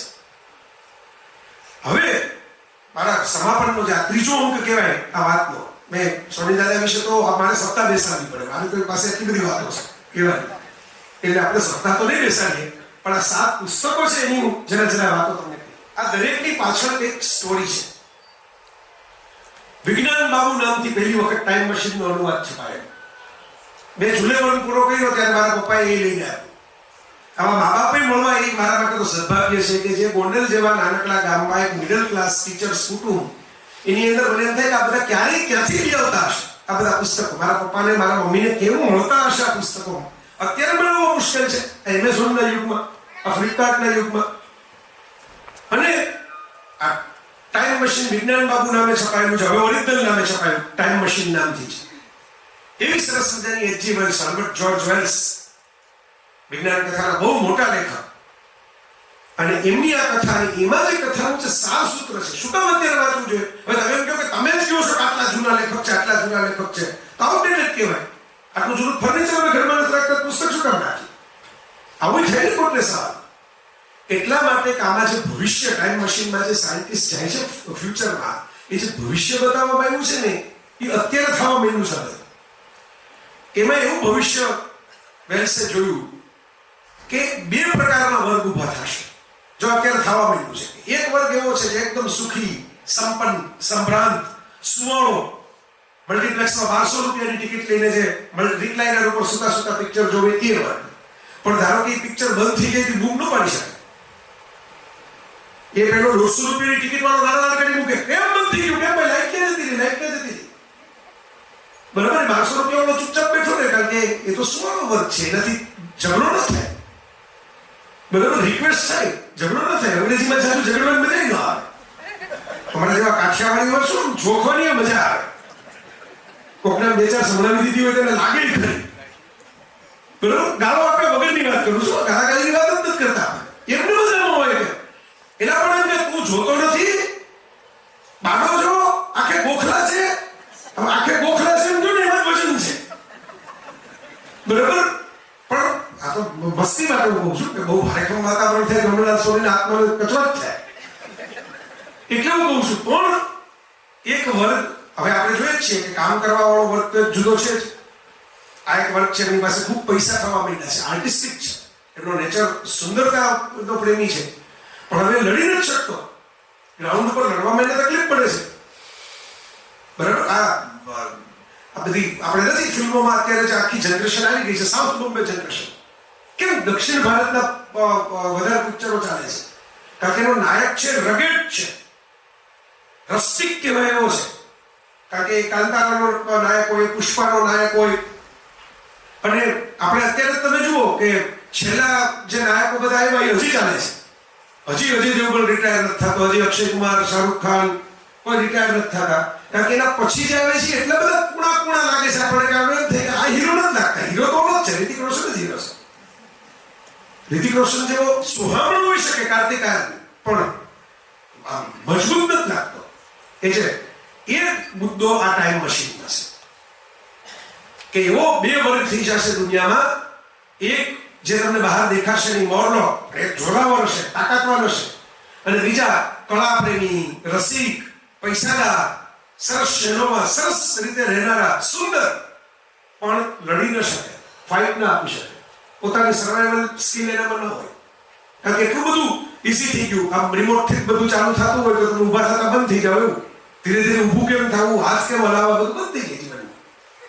આ ટાઈમ મશીન. અને એની સાથે કન્ટ્રી ઓફ ધ બ્લાઇન્ડ, અંધસ્તાન, બધા જ અંધ હોય એવા સમાજને એક દેખતો માણસ જાય તો શું થાય, એની કથા છે.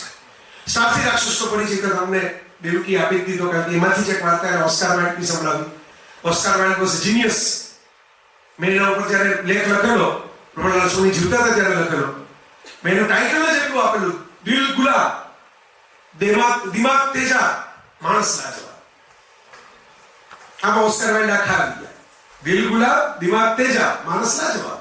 જેલમાં ગયા, આકડું બોલે, સ્પષ્ટ લખે. આજે ડેની મૂરની સબસ્ટન્સ ગયા વર્ષે જે ઓસ્કારની અંદર ખૂબ બઝ હતી જેની, એ substance movie picture of the Dorian Gray Oscar વાઇલ્ડની એની થીમ ઉપરથી છે. Wilde is evergreen person. અદ્ભુત લખ્યું, અદ્ભુત અને શાર્પ, વિટી. આમ જેને કહેવાય કે લોકોને કેવી રીતે એક વાક્યમાં, એક શબ્દમાં, I am original because everyone else is taken. આ ઓસ્કાર વાઇલ્ડ. બાકીના બધા તો લેવાઈ ગયા છે. હું મારી ઓરિજિનલ સેલ્ફ જીવું ને. હું અપવાદો માટે જન્મો છું, નિયમો માટે નહીં. આ ઓસ્કાર વાઇલ્ડ. અપવાદ મારા માટે રાખો, નિયમ તમારા માટે રાખો. પણ એમણે એટલી સરસ મજાની સુંદર, આપણે વસંત પંચમી હમણાં જ ઉજવી અને વસંત ઋતુમાં બેઠા છીએ. આ સ્વાર્થી રાક્ષસ છે ને, એ ઘરમાં વસંત કેમ આવે એની કથા છે. Selfish child. એવું શું થાય છે તમારા જીવનમાં તમને વસંત બધા કહે ને હવે પહેલા જેવા તહેવારો નથી ગયા, એ પણ પોતે પહેલા જેવા નથી ગયા. તહેવારો તો એવા જ રહ્યા છે, એ પોતે પહેલા જેવા નથી ગયા, એની કથા છે સ્વાર્થી રાક્ષસ. તુમ્બુમ તુમ્મા. હું આ તો મને અત્યારે એ ભૂલી ગયું, મારે યાદ કરવું પડે કે રમકડું કે બુલબુલ પણ હપ્તાવાર, કદાચ જશવંતભાઈને યાદ હોય, પણ મને યાદ છે કે રમકડુંમાં હપ્તાવાર તુમ્બુમ તુમ્મા આવતી. રજની વ્યાસના ચિત્રો આવતા સરસ એની સાથે. આપણે રજની વ્યાસને પણ યાદ કરવા જોઈએ. આપણે ઘણા બધા બાળ સાહિત્યને, એક આપણે જય પંચોળી, એક ચંદ્ર ત્રિવેદી અને એક રજની વ્યાસ, આ ત્રણ લોકોએ આપણા બાળ સાહિત્યકારને ચહેરાઓ આપ્યા. અને શિવભાઈ, યસ, શિવભાઈ, વેરી ગુડ. બરાબર છે. આ બધા કારણ કે અમે બધા એને ચહેરો માનીને જીવતા. આવો ઓળખ્યો કેવા દેખાતા હોય, તો આવા છેલ્છડો કેવા દેખાતા હોય, આવો. બરાબર. આ ડિઝની રિલેવન્ટ કર્યું એ જ કામ કર્યું છે બધા ભેગા થઈ. પણ આપણે ખાલી થોડાક મેં કીધું ને પ્રજા તરીકે આપણને આમાં થોડી ઓછી સમજ પડે છે. આપણને પેલા આ બેઠેલા આમાં વાંચે ને વરસાદ પડે એટલે અમારે સૌરાષ્ટ્રમાં એવું થતું. હવે તો બધું બહુ આખું ફરી ગયું તંત્ર. બાકી હું કોલેજમાં ભણતો ખરો ભણાવતો ખરો એટલે મને ખબર છે. ભલે આ હોમ સ્કૂલમાં ભણતો વરસાદ પડે ને પહેલો વરસાદ પડે એટલે હાજરી જ ન હોય. બધા ગાયબ થઈ જાય. બે ચાર શિક્ષકો એમ તો સરકી જાય. જેને પીરિયડ લેવાના પરાણે હોય પ્રિન્સિપાલ ભણતું ન હોય એને જ જવું પડે. તો એ પછી મોટું ભાષણ આપે. કારણ કે પોતે ખીચમાં જ હોય ને કે અમે ઘરે જઈ શકતા હતા પણ સાહેબ અમને જવા નથી દેતા. એટલે જે બેઠા હોય ને ઓલા 15-20 છોકરાઓ બેઠા હોય 60 ના ક્લાસમાંથી બાકીના બધા ગાયબ થઈ ગયા વરસાદમાં નાવા. એટલે એને મોટું ભાષણ આપે. વરસાદ પડે ત્યારે તમારે આમ જતું ન રહેવાય. હાજરી તમારા મા બાપ પૈસા ખર્ચીને તમને શું કામ ભણવા મોકલે છે? અહીં તમારે ભણવા બેસવું જોઈએ. કોણ સાંભળે? જે બિચારા ઘરે નથી ગયા જેને સંભળાવવું હતું એ તો ક્યાં. એટલે હું આ વાત જાજી એટલે નથી કરતો. અહીં સંભળાવવાનો મતલબ નથી. આ તમે તો બેઠા છો આપીને તમને થોડી સારું સંભળાવાય. ક્યારે ઉલ્લેખ કરી મૂકી દઉં છું એ વાતનો કે ભવિષ્યમાં કોઈ સાંભળે તેને સંભળાવી શકે. પણ આ તુમ્બમ તુમ્બા ડિઝની ફિલ્મ્સ ચાઇનીઝ કૃતિ 1958માં લખાયેલી. રસ્તામાં એક તુંબડું મળે જાદુઈ સ્કૂલે જતા છોકરાને એમાંથી અલગ અલગ પ્રકારના પરાક્રમો કરે પછી ધીરે ધીરે ખબર પડે કે આમાં તો આપણે જરાક અલાઉદ્દીનના જીન જેવું છે કે આમાં તો આપણે પહેલા એમ સમજતા હતા આપણા હાથમાં રિમોટ છે મોબાઈલ ફોન જેવું છે. તુંબડું મોબાઈલ નવો નવો આવ્યો ત્યારે માણસ એમ માનતો હતો કે આપણા કબજામાં એ છે. હવે મોબાઈલના કબજામાં આપણે છીએ. વાસ્તવિક તે છે એવું આ તુંબડું છે. મારે તો એ કેવું છે તમને કે હું નાનો હતો ત્યારે તુમ્બમ તુમ્બા હપ્તાવાર છપાઈ ગઈ, અનુવાદ થઈ ગયો, પહેલી આવૃત્તિ બહાર પડી ગઈ. કેટલા વખત પછી ડિઝની ફિલ્મ્સ ને અમેરિકા બેઠા બેઠા એમ થયું કે આ તો એક સારી બાળ સાહિત્યની વાર્તા છે, એના ઉપરથી પિક્ચર આપણે પ્રોડ્યુસ કરવું જોઈએ. એટલે એને secrets of the magic ground ઉપર 2007માં પિક્ચર પ્રોડ્યુસ કર્યું. એના તો દાસકાઓ પણ નર્મલા સોનિયા ગુજરાતીમાં આપી દીધા. એટલે દુનિયાને ખબર પડી પણ એમને ખબર હતી. એમનો જે શબરીના બોરની જેમ ચાખવાની વૃત્તિ હતી આ તો બહુ સરસ છે. મંગળું માટે તેમણે પોતે જ એવું કહેલું છે હું ભૂલી ગયો કે ભાઈ આ વાર્તાનું બીજ જે મેં વાંચ્યું હતું એ ક્યાંથી વાંચ્યું. હવે જો આ ન કહેતા આપણને શું ખબર પડે. એટલે માત્ર ગુણવત્તા સારી એમ નહીં, પ્રામાણિકતા પણ સારી. તમે વાર્તાનું બીજ ક્યાંક વાંચો છો, વાર્તા જ આખી આખી ઉઠાવી લેનારા લોકો પડ્યા છે. ગુજરાતી સાહિત્યમાં આખી આખી કવિતા એ કોઈને કવિઓ ચાલો એવું બને છે. મેં એકવાર દેવકી ગોદડું નામની એક કવિતા મારી કોલમમાં શિયાળાની જ કોલમમાં ગોદડું નામની એક ફેમસ કવિતા વાયરલ થતી મારી પાસે આવી એટલે મેં લખ્યું. મેં જે નામ હતું નીચે એ નામ લખ્યું. એટલે મને એક બેનનો મુંબઈથી ફોન આવ્યો કે આ કવિતા છે ને તમે જે નામ લખ્યું એની નથી મારી છે, મેં લખી છે. એટલે કઈ વાંધો નહીં, હવે કોલમ તો છપાઈ ગઈ પણ હું કીધું ફેસબુક ઉપર નામ સાથે મૂકી દઉં છું. એટલે ફેસબુક ઉપર નામ સાથે હવે આ મારી ભૂલ હતી. આ વોટ્સઅપ ની અંદર નામ આવ્યું એટલે મને એમ થયું કે કોઈ સમજીને મોકલું હશે પણ આ નામ નહોતું. આ બેનની કવિતા છે. તો નીચે કોમેન્ટ બેક ત્રીજા બેન પ્રવેશ છે. બધા ભેગું જ લાગે છે કે આ ક્યારની વિચાર કરે છે કે મારી કવિતા છે પણ એની કવિતા નથી, આ મારી કવિતા છે.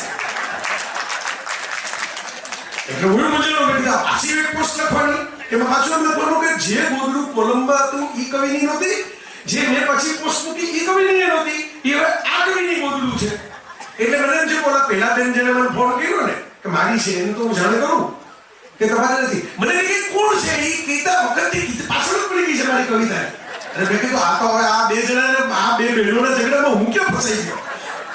એના ગોદડાને રિપેર કરવા જતા મારી કાકામાં જમો ફાટી જશે એવું નહીં. બરાબર. પણ હવે જેમની કવિતા હોય એમને ભગવાન સુખી રાખે. અહીં કવિઓ બેઠા જ છે એટલે હું કહું છું કે કવિતા હોય 4 કવિઓ હોય એવી હાલત હોય આખી આખી કવિતા સંકળાવતા લેખો ફેસબુકની પોસ્ટ.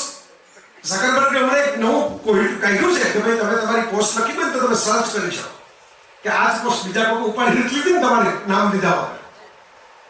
આટલી હદે આપણે ત્યાં કોપી પેસ્ટ ત્યાં બધા લોકો પડ્યા હોય. એ વખતે કથા બીજ મને યાદ નથી પણ એક બંગાળી વાર્તામાં વાંચેલું એવું આ પ્રસ્તાવના નર્મલલાલ સોનીએ મંગલુમાં લખ્યું છે. આ ન લખે તો કોણ આઈ તો પેલા કોણ બંગાળી વાંચવા જવાનો હતો કે કથા બીજ બંગાળીમાં ક્યાં પડ્યું છે. અને રમણલાલ સોનીની મેં તમને હમણાં તો કળા બતાવી દીધી કઈ કક્ષાનો અનુવાદ કરી શકે. તો એ તો અનુવાદ કર્યા પછી એમ કહી શકે કે મને વિચાર આવ્યો તો કોણ પૂછવાનું. પણ આ નીતિ આ ગાંધી યુગના સારસ્વતો નીતિવાન સારસ્વતો એ ઉમાશંકર જોશી હોય, મૂળશંકર મોહનલાલ ભટ્ટ હોય, કોઈ પણ હોય, જેટલા સારસ્વતો થયા, કનૈયાલાલ મુનશી હોય, નીતિવાદ કંઈકથી કંઈક અસર લીધી હોય તો બોલે કે અમારી આ અસરમાં છે. આનું કહ્યું પૃથ્વી વલ્લભ જેવી કથા લખે, જય સોમનાથ જેવી કથા લખે, એ મુનશીએ ક્યાં કહેવાની જરૂર હતી કે મેં વોલ્ટર સ્કોટને વાંચ્યા એમાંથી મને આ અસર આવી.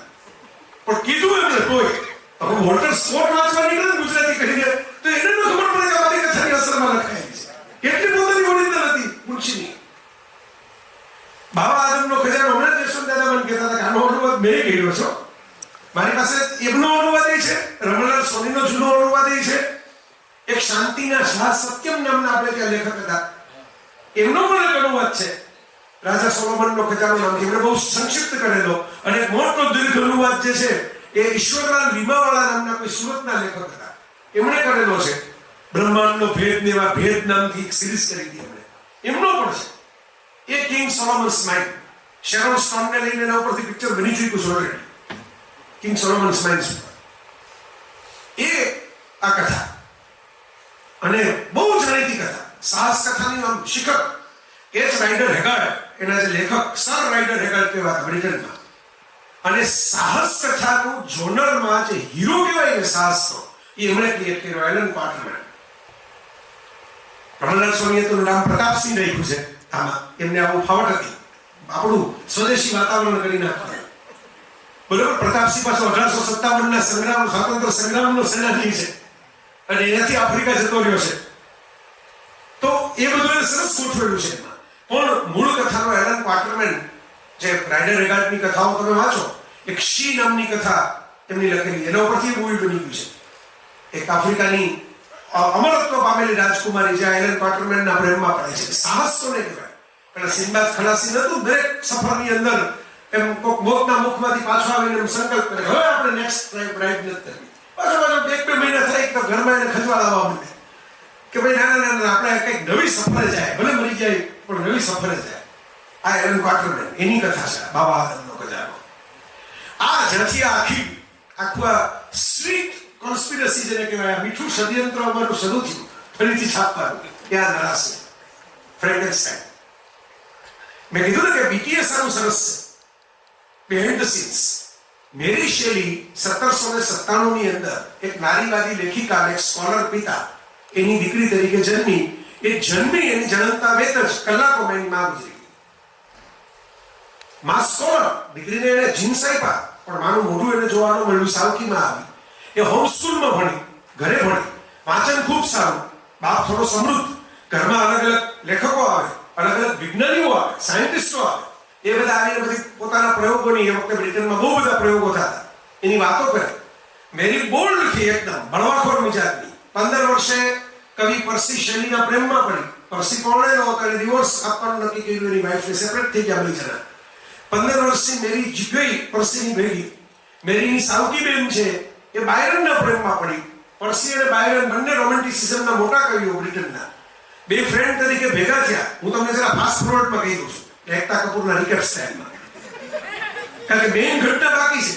આ બધું તો પેરીફેરલ છે. આના ઉપર 3 ભાગમાં લખવું પડ્યું મારે, એક ભાગમાં તો પૂરું નહોતું થતું.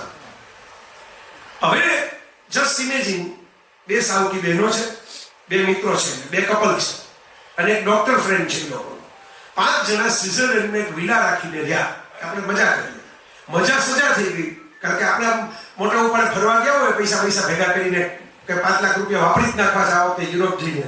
અને પછી એ જમાનામાં સ્મોગ આવ્યું, એટલે ઉનાળો કાળો થઈ ગયો અને વરસાદી થઈ ગયો, ભેજવાળું વાતાવરણ, ઘરની બહાર નીકળી ન શકાય. એટલે ઘરમાં બેસીને પત્તા રમીને માણસ કંટાળે. એમાં શરત મારવાની શરૂ કરી અંદર. એટલે બાયરન અને શેલીએ સામસામે શરત મારી કે આપણે બે કવિઓ છીએ, આપણે ભૂતની વાર્તાઓ લખીએ, એટલે કોણ વધારે સારી લખી શકે. અને એમાં મેરી એમ કીધું કે હું લખું. એટલે બધા હરીસા કે ભાઈ આ તો છોકરી છે, હજી 16 વર્ષની છે, 16 years old, એટલે બાળક થઈ ગયું ત્યાં સુધીમાં. તો એ શું લખવાની હતું? અને મેરી એક નાની વાર્તા લખી. પછી એને એક સપનું આવ્યું હતું બહુ ભેદી, જેને યાદ રહી ગયું હતું. એ વાર્તા એને આમાં ઉમેરી અને એમાંથી પછી એને રિફાઇન કરી. એના હસબન્ડ એટલે પર્સી શેલીને બહુ રસ પડ્યો કે મારી વાઈફ તો સરસ લખ્યું છે. એની ટીકા કરવાને બદલે એને પ્રોત્સાહન આપ્યું. બાથ નામના ગામમાં 6 મહિનામાં એને રિડાઇટ કરી. ફ્રેન્કેનસ્ટાઇન તરીકે બહાર પડી. લોકોએ ધોઈ નાખી. વિવેચકોએ પૂરું કરી નાખ્યું કથાનું કે આવી રીતે વાર્તાઓ આમાં નથી, હોરરના એલિમેન્ટ નથી, સાયન્સના એલિમેન્ટ આમ છે, આમ તેમ છે, આમ છે. એને રિફાઇન કરીને 1831માં બહાર પાડી દે ત્યાં સુધીમાં એ જાણીતી એટલે થઈ ગઈ હતી કે એના ઉપરથી નાટક બન્યું, પિક્ચર બને, અચાનક નોવેલનું સેલિંગ વધી જાય ને એના જેવું છે. નાટક ચાલી ગયું ફ્રેન્કેનસ્ટાઈન, પછી વાર્તા ચાલી ગઈ. 1831માં તો નવેસરથી એને રીરાઇટ કરીને મેરી આવ્યું. 17 વર્ષની ઉંમરે એક સ્ત્રીએ બ્રિટનમાં જ્યારે અમુક પ્રકારના ભેદભાવ હતા, આવા સ્કર્ટ પહેરવાના મતાધિકાર નહોતો, સ્ત્રીને જ્યાં ભણાવી શકે પણ પોતાની ડિગ્રી ન લઈ શકે, આ બધાની વચ્ચે દુનિયાની પહેલી સાયન્સ ફિક્શન લખી આ Frankenstein, first science fiction of the world. એક સ્ત્રીએ જોનર ઉભી કરી દીધી, પોતાના નામે જોનર આખી ક્રિએટ કરી. એ જોનર કે જેમાં જુલિયો વર્ન આવ્યા, એ જોનર કે જેમાં એચ.જી. વેલ્સ આવ્યા, એ જોનર કે જેમાં સ્ટીવન સ્પિલબર્ગ આવ્યા, જેમાં જોર્જ લુકાસ આવ્યા, જેમાં ક્રિસ્ટોફર નોલાન આવ્યા. આ આખી ધારા જે છે દુનિયામાં સાયન્સ ફિક્શનની, એ શરૂ થઈ એક સ્ત્રીએ 17 વર્ષની ઉંમરે લખેલી કથા. ફર્સ્ટ એવર લિટરેચર, પહેલી જ કથા. એવું નહીં કે પહેલા બીજી વાર્તાઓ લખી, ચેલેન્જમાંથી કે તમે શું લખો બે જણા, હું લખી દઉં તમારા જેવું. અને તમારા કરતા જુદું મેરી એમ લખ્યું છે પ્રસ્તાવનામાં કે મારે કવિતા નહોતી લખવી. હસબન્ડ કવિ, હસબન્ડનો ફ્રેન્ડ કવિ, જે મારો બનેવી એ થાય કે સાવકી બેને એની સાથે જોડાયેલી ક્લેર, એટલે કવિતા લખું તો ગામમાં કોઈ જ કે તો પરસીએ લખી દીધી. મારે એવું લખું તો કોઈ કહી ન જાય કે તમારા પતિએ લખી દીધું છે. મારો અવાજ આ મેરી શેલીની ફ્રેન્કેનસ્ટાઈન. 1400 કૃતિઓ બની છે અત્યાર સુધી મારા ઉપરથી, 400 ફિલ્મો બની છે અલગ અલગ ભાષામાં, જેમાં છેલ્લી આ ઓસ્કારની અંદર નોમિનેટ થઈ નેટફ્લિક્સમાં આવી, જ્યાંથી મેં આ સિરીઝ શરૂ કરી. એની પહેલા 94માં બહુ સરસ બની ગઈ હતી એના ઉપરથી ફિલ્મ. અને છેલ્લી ઓઝસ્ટાર નોવેલ. અગેન ઇન્ટરેસ્ટિંગ વાત એ છે કે ફ્રેન્કેનસ્ટાઈનની ફિલ્મ આવે છે, વિકેટ પણ આવે છે. વિકેટ પાર્ટ 1 અને વિકેટ પાર્ટ 2 સેમ વિચારનો પોઝ ઉપરથી. આખી દુનિયામાં હવે આપણે જાણીએ છીએ કે આપણા કરતા અનેક ગણી સારી ક્વોલિટીની ચિલ્ડ્રન ફિલ્મો જગતમાં બને છે. આપણે સંભવ આ એક ક્ષેત્ર અધૂરું રહી ગયું છે આપણું, બાળકો માટેની ફિલ્મો બનાવો. કારણ કે આપણે બાળકો માટેની ફિલ્મોમાં બજેટ બાળકોની ખાલી જેટલું જ રાખીએ છીએ. બરોબર, મોટા બજેટની બાળ ફિલ્મો બને એવું કોઈ માનતું જ નથી. આ કથા વિઝાર્ડ ઓફ ઓઝ 1900ની સાલમાં એલ ફ્રાન્ક બાઉમે લખી અમેરિકામાં. સમૃદ્ધ કુટુંબનો છોકરો પોતે જે જોવા જતો, જે દ્રશ્યો પકડતો, એમાંથી એક ડોરોથીની કથા લખીને એને 4 પાત્રો બનાવ્યા. એક સિંહ છે જે બહુ ગભરાય છે, સિંહ વીર હોવો જોઈએ પણ બહુ ગભરાય છે. એક ટીનનો કઠિયારો છે જેને એમ લાગે છે કે મારી પાસે લાગણીઓ નથી, હું તો ટીનનો છું, રોબોટ છું. એક ચાળીઓ છે જેને રૂપ જોઈએ છે કારણ કે એને કોઈ સન્માન નથી કરતું. અને બધા ભેગા થઈને એક ડોરોથી નામની છોકરી જે અચાનક વાવાઝોડામાં એનું ઘર ફંગોળાઈ ગયું એટલે આવી ગઈ છે એક ઓઝ નામના જાદુઈ પ્રદેશમાં, એમેરાલ્ડ સિટી, લીલા પેલા દેશ, અને લીલા પન્ના, નીલમ તો ન કહેવાય તો બ્લુ હોય, લીલા પન્નાનો દેશ, અને એમાં સોનાની ઈંટોનો રસ્તો. સામ રાઈની જેમણે સ્પાઈડરમેન સિરીઝ ક્રિએટ કરી, એમને એના ઉપરથી ઓઝ ધ પાવરફુલ નામની ફિલ્મ બનાવેલી મિલા કુનિસને લઈને. અને હમણાં વિકેટ નામના 2 ભાગમાં ફિલ્મ બની, બહુ જ મોટી ફિલ્મો, વિકેટ 1 અને વિકેટ 2.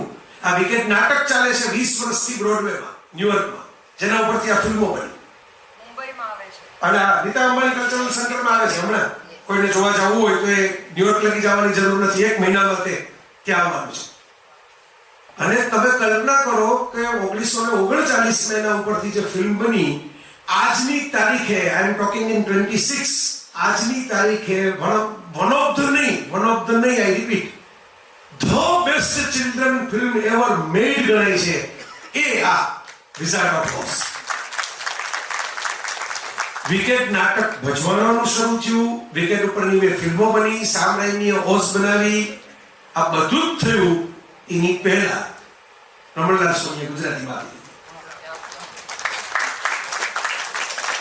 બુલબુલ નામના બાળ મેગેઝિનમાં આવતી, અને પોતાની રીતે મેં કીધું ને ફાંકડો અનુવાદ કરીને આમાં એવા બધા સરસ મજાના, એમ કે આમ અંડુ મંડુ ગંડુ, એમ અબ્બા ડબ્બા, એવું બધું જાદુમાં બોલે ને એવા બધા શબ્દો આપ્યા છે. એવી સરસ મજાની વાતો છે એમાં. અને જો આવા દાખલા તરીકે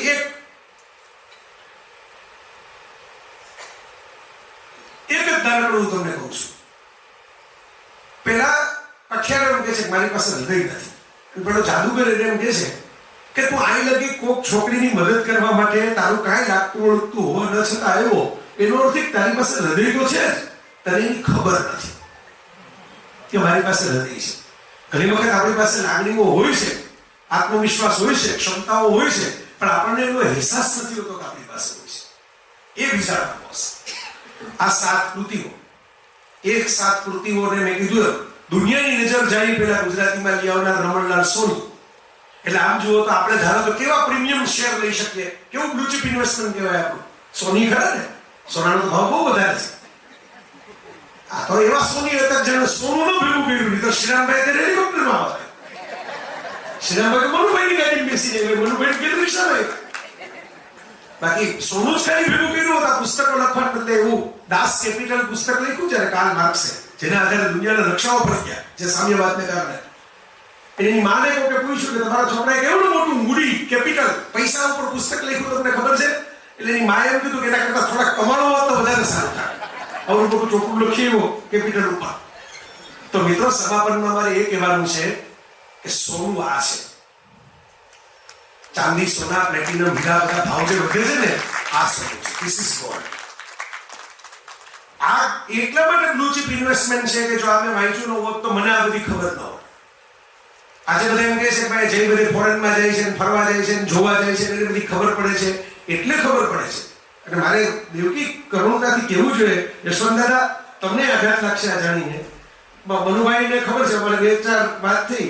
મેં બધા મિત્રોને મેસેજ કર્યા કે આ વાત તમે જે વાંચ્યું છે, મોટા મોટા કહેવાતા મિત્રો, યોગેશભાઈ આપણા જરા મૂર્ધન્ય કહેવાય એવા નામો, એ કહેવાય નહીં, અવિવેક છે, હું કહેતો નથી. કોઈ કહેવાય જ નથી. રાઈટર હેગાડની ખબર છે? નથી ખબર. મંચો ભજવી શકે એવા માણસો, બરાબર, સાહિત્ય ઉપર, કળા ઉપર, વાંચન ઉપર, વિચાર ઉપર, ફિલોસોફી ઉપર ઓથોરિટી ગણાતા હોય એવા માણસો, એમણે આ કઈ વાંચ્યું જ નથી. આ બહુ મેં તમને મજા બહુ કરાવી.